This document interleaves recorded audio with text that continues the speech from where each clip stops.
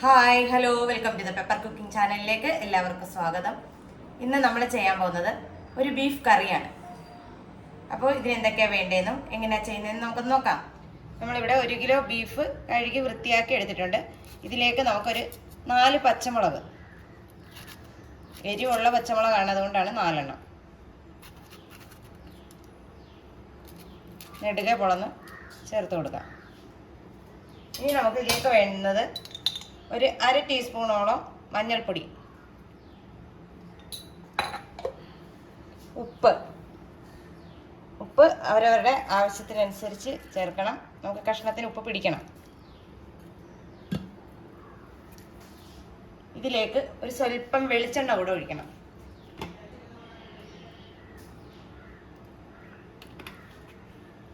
ഒരുപാട് നെയ്യുള്ള ഇറച്ചിയാണെങ്കിൽ വെളിച്ചെണ്ണ ചേർക്കണമെന്നില്ല.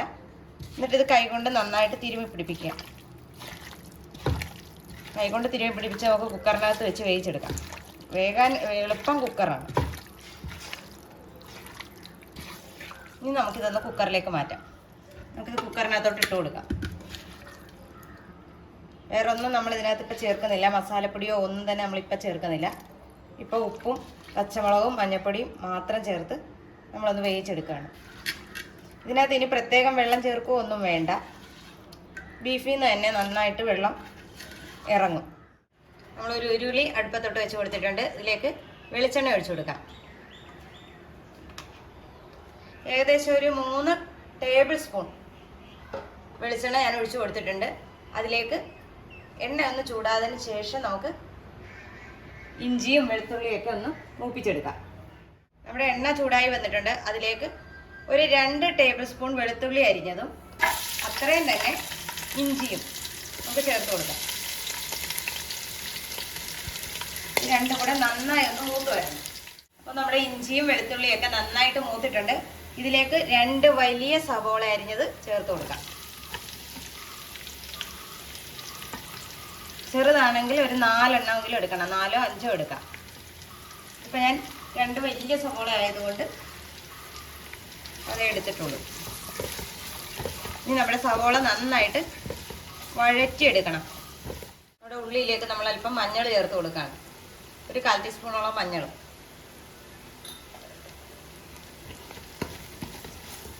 നമ്മുടെ ഉള്ളി ഇത്രയും വഴണ്ട പോരാ, ഇച്ചിരി കൂടെ വഴരണം.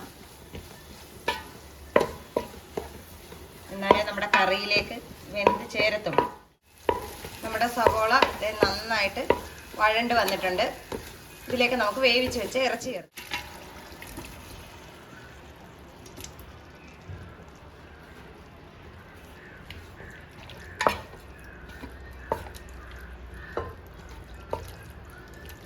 ഒഴിച്ചു കൊടുത്തു കഴിഞ്ഞാൽ നമ്മൾ എല്ലാം കൂടെ ഒന്ന് ഇളക്കി കൂട്ടുക. നമ്മൾ കറിയായിട്ട് വെക്കുന്നതുകൊണ്ട് തന്നെ നമുക്ക് ചാറ് ആവശ്യമുണ്ട്. അപ്പം നമുക്ക് ഇച്ചിരി ചൂടുവെള്ളം ഇതിനകത്തോട്ട് ചേർത്ത് കൊടുക്കണം. ഞാനിപ്പോൾ ഇതിലേക്ക് 1 കപ്പ് ചൂടുവെള്ളമാണ് ചേർത്ത് കൊടുത്തിരിക്കുന്നത്. ഇനി ഇത് ഇവിടെ ഇരുന്ന് തിളയ്ക്കട്ടെ. തിളയ്ക്കുന്ന സമയം കൊണ്ട് നമുക്ക് മുളകും മല്ലിയൊക്കെ ഒന്ന് വറുത്തെടുക്കണം. ഇതിലേക്ക് 2 ടേബിൾ സ്പൂണോളം മല്ലിപ്പൊടി നല്ല കുമിച്ച് തന്നെ എടുക്കണം. അതുപോലെ തന്നെ 2 ടേബിൾ സ്പൂണോളം കാശ്മീരി മുളക് പൊടി,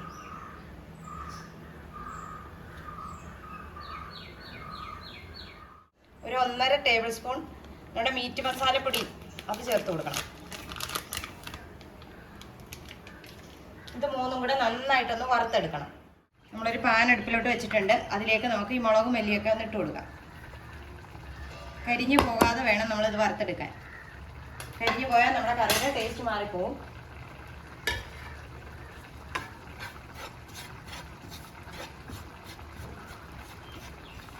കരിയാതെ ഒന്ന് വറുത്തെടുക്കാൻ വേണം. പൊടിയൊക്കെ നന്നായിട്ട് വറുത്തെടുത്തിട്ടുണ്ട്. അപ്പോൾ ഇത് നമുക്ക് കറിയിലേക്ക് ചേർത്ത് കൊടുക്കാം.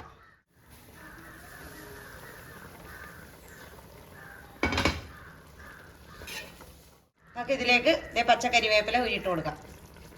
നമ്മളിപ്പോൾ പൊടി ചേർത്തതേ ഉള്ളൂ. പൊടി ചേർത്ത് ഇളക്കിയതിന് ശേഷമാണ് നമ്മൾ പച്ചക്കരിവേപ്പില ഇട്ട് കൊടുക്കുന്നത്. ഇനി ഇതിവിടെ ഇരുന്ന് നന്നായിട്ടൊന്ന് തിളച്ച് വരട്ടെ. നമുക്ക് കറിയിലേക്ക് ഒരു 1/2 ടീസ്പൂണോളം കുരുമുളക് പൊടി ചേർത്ത് കൊടുക്കാം.